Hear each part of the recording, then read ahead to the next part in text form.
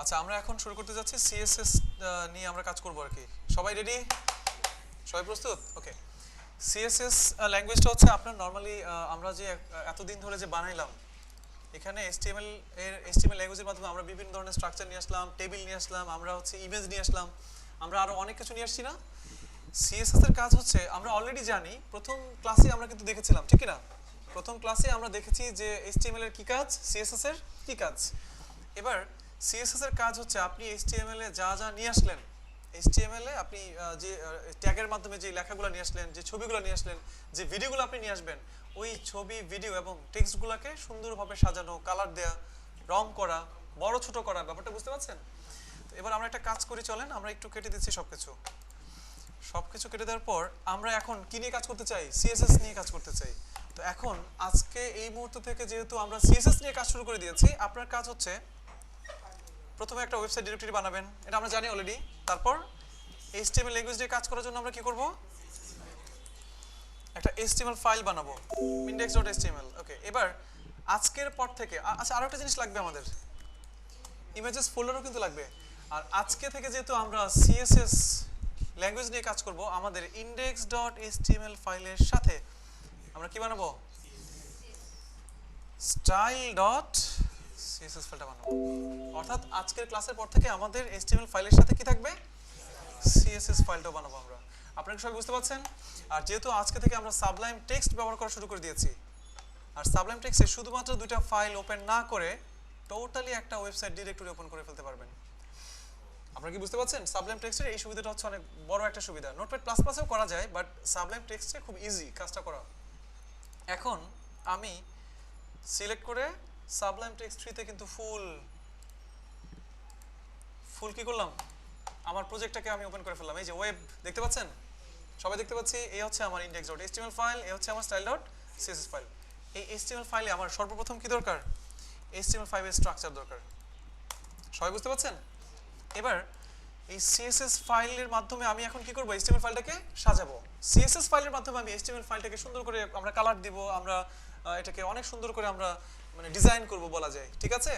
এখন আপনি একটু চিন্তা করে দেখেন, এই style.css ফাইলের কথা কে শুনবে? index.html ফাইলটা শুনবে। এখন style.css ফাইলের কথা html ফাইলটা তখনই শুনবে যখন ওই style.css এর সাথে index.html এর একটা লিংক থাকবে, মানে কানেকশন থাকবে। আপনারা কি বুঝতে পারছেন? আপনার এই style.css ফাইলের সাথে যদি html ফাইলের কোনো কানেকশন না থাকে, কোনো লাইন না থাকে, কাজ করবে? কথা শুনবে না। আপনি style.css এর সাথে index.html এর ফাইলের লিংক করানোর জন্য আপনাকে একটা ট্যাগ ইউজ করতে হবে। ট্যাগের নাম হচ্ছে লিংক ট্যাগ। আমরা কি বুঝতে পারছি? সবাই বুঝতে পারছেন? এই ফাইলের কথা যেন এই ফাইলটা শোনে, সেজন্য আমরা কি ইউজ করছি? Link tag. এবার লিখেন href, হাই রেফারেন্স। আমরা কি লিখবো? High reference. লিংক ট্যাগের মাধ্যমে আমরা style.css ফাইলকে বলছি, html ফাইলকে আমরা বলছি, শোনো html ফাইল তুমি এখন লিংক হয়ে যাও। কার সাথে লিংক হবে তুমি? একটু তাকান আপনি ডিরেক্টরির দিকে। এইখানে index.html ফাইলটা আছে, ঠিক তার নিচে কি আছে? style.css file. শুধু এই ফাইলের নামটা লিখে দিলে সে লিংক পেয়ে হয়ে যাবে না? ঠিক আছে? আমরা কি এখন স্টাইল ফাইলটাকে html ফাইলের সাথে লিংক করাইতে পারলাম? স্টাইল ফাইলটাকে আমরা html ফাইলের সাথে লিংক করাইতে পারলাম। এবার শুধু লিংক করাইলেই সে কাজ করবে না। আমি একটু রাইট বাটন ক্লিক করে ওপেন ইন ব্রাউজার, ফাইলটাকে ওপেন করছি আর কি। এবার রিলোড দেন, ভিউ পেজ সোর্সে যান, আপনি দেখেন তো ফাইলটা কাজ করে কিনা। কাজ করে?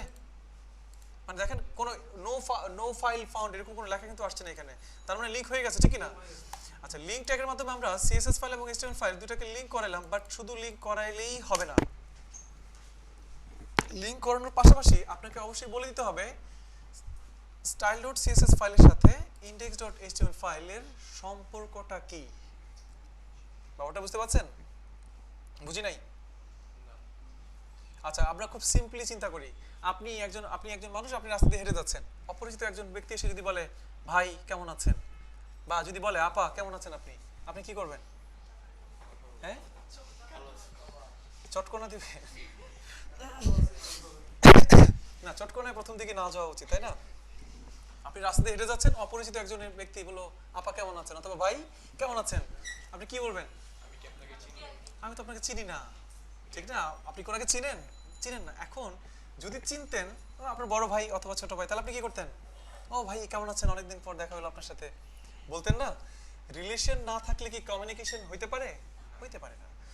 এবার আপনাকে অবশ্যই লিঙ্ক ট্যাগের মাধ্যমে আমরা ওই ফাইলটাকে লিঙ্ক করায় ফেললাম, কিন্তু অবশ্যই এই স্টাইল ফাইলের সাথে আমাদের এই HTML ফাইলের রিলেশনটা কি সেটাও আমাদেরকে বলে দিতে হবে। অ্যাট্রিবিউটের নাম হচ্ছে রেল, রেল মানে হচ্ছে রিলেশন। এই ফাইলের সাথে এই ফাইলের রিলেশন কি রে? Style sheet. স্টাইল শিট মানে সে তার এই index.html ফাইলের স্টাইলের কাজগুলো সে করবে। আমরা কি CSS ফাইল তৈরি করে তাকে HTML ফাইলের সাথে লিংক করাতে পারলাম? পারলাম? কারো কোনো কনফিউশন আছে? পারলাম না? এবার অবশ্যই আপনি যদি CSS নিয়ে কাজ করতে চান, আপনাকে অবশ্যই HTML ফাইল তৈরি করতে হবে এবং HTML ফাইলের সাথে CSS ফাইলটাকে লিংক করাতে হবে। আমরা এই পার্টে অ্যাকচুয়ালি শিখলাম কিভাবে আমার তৈরি করা CSS ফাইলকে আমি লিংক করাবো কার সাথে? HTML ফাইলের সাথে। সবাই ক্লিয়ার? এবার আমরা কাজ করব।